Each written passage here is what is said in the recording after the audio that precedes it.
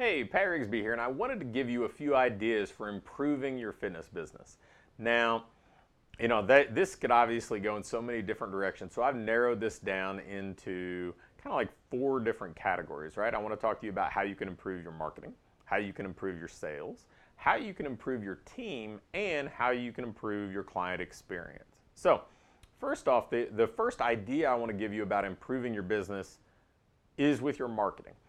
And a lot of people, they just kind of swipe and deploy when it comes to marketing, right? They just take, a Facebook ad they've seen that worked, or they want some done for you templates or tools, sales pages, flyers, you name it, and they just put, that stuff out there in the marketplace. And it works okay, right? Because it's better than not putting something out there, which is what so many of your competitors are probably doing, right? They're being reactive with marketing instead of proactive. So if you're proactive at all, you're probably ahead of the game. But if you want to take your marketing efforts up another level, here's an idea. Be more personal. Okay, this has really been the foundation of all my marketing success, is connecting with people. Being more personal, being more authentic, being more genuine. Whether or not you want to write a daily newsletter like I do, or, you probably don't need to go daily. You can go a couple times a week and still connect with people and help them understand that you're real, that you're authentic, that you're genuine, and you're there to help them. And you can kind of share some of your own personal story, your own journey, some of the stories of the people that you've worked with, and make things more conversational, because people want to do business with somebody they know, like, and trust. So you can do that through a newsletter. You can do that through things like Facebook Live. You can send out a print newsletter each month and just tell stories and just connect with people in a more authentic way. So if you want to really ramp up your marketing efforts, be more genuine, be more personal, be more authentic. So that's idea number one. All right, so idea number two, I want to talk to you about selling. I want to talk to you how you can improve your sales efforts. And this is going to seem so simple, but at this point, I've sold probably, multiple eight figures at this point between fitness business services or products, in the gym training and beyond. And, thousands of fitness professionals have used my sales systems. And I would tell you that it's kind of a two-part answer. The first thing you have to do is you just have to have a consistent sales system. So everything is replicable, okay? You know that when somebody sits down, you're going to connect with them, you're going to help them understand what's in it for them, and then you're going to make them an offer. I mean, there are so many different ways that you can format that. There are 3 or 4 step processes, 5-step processes, you name it. It all boils down to, how do I connect with somebody? How do I find out what they want? How do I tell them I'm going to give it to them? And then I'm going to ask them to take an action. I'm going to ask them to take that next step.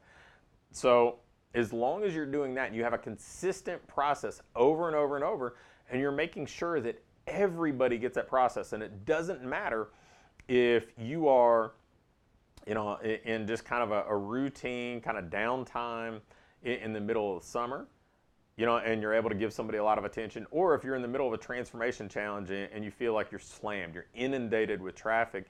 Everybody has to get the same sales process. We have to make sure that we're consistent. And if our process involves like a trial, that we have the same follow-up for everyone. In fact, that's the biggest breakdown that I see, is people are not consistent. They're not, they have these kind of bottlenecks in their business that as soon as something goes wrong, the sales process deteriorates, even though that's like one of the biggest levers they have in their business. So the second part of this concept of how to improve your selling, your conversion, is you got to train it. You've got to practice it. Anything that we're trying to become good at, we have to practice. But it's amazing to me that the only time that we as fitness business owners or fitness entrepreneurs are practicing our selling, or the only time that our team is practicing selling, is that, is when, we've got somebody in front of us and we're actually trying to sell. You got to role play. You got to practice. So practice selling, you're going to get better at it, you're going to get more comfortable, and you're going to close more sales. All right, so the third idea is about your team. And this is such a simple concept. As soon as I say it, you're going to say, yeah, okay, I get it. But most people don't do it. And it's, you have to develop your team the same way that you develop your clients. Because really, we should be the most well-equipped people to develop a team, to lead of anybody in any industry, right? I mean, our job as professionals is to help people reach their goals, to help people become better versions of themselves. So we do that with clients every day, but we don't do that with our staff. We kind of just say, okay, well, I'm paying you, so I'm just going to throw you to the wolves. Here's some continuing ed. Maybe we'll do a staff training, which usually isn't as much about development as it should be. And we're squeezing in team development in between everything else instead of making it a priority. So the idea is simple. Treat your team the same way you treat your clients. Understand where you're trying to take them, just like a goal with a client. Understand where they are today, just like an assessment with a client, and develop a plan and coach to that plan, just like you develop a training program and coach to that training program. If you do that, you're going to develop a powerhouse team. All right, so the fourth idea that I have for you is how to improve your client experience. And again, it's simple, and it gets back to what we talked about in the marketing. People want to do business with people they know, like, and trust. So understand, you're not just in the business of delivering a result or delivering a workout. You're in a relationship business. People are going to stay with you because they feel connected to you. They feel like, you know what, they come to you as a coach, and a coach is that trusted advisor. It's a teacher, it's a mentor, it's somebody that inspires somebody, it's somebody that motivates somebody.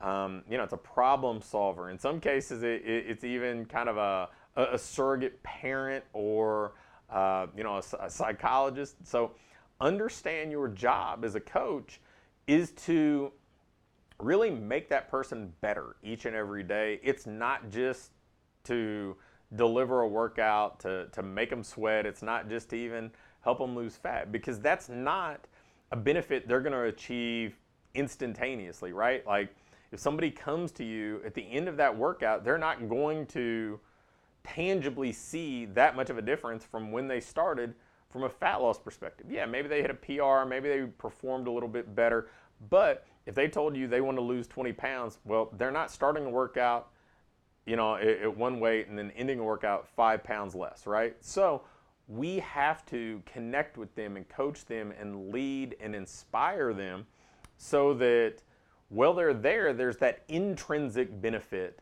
that they feel like, hey, I'm getting a lot out of this. I love this experience. And if you focus on that, if you focus on helping them really enjoy the experience and get a lot out of the experience, then they'll get that extrinsic benefit, that, the outcome goal that they're looking for over time. If you enjoyed the video, be sure to hit the like button. If you have any questions or comments, leave them below, and be sure to check out the description to take advantage of the free gift.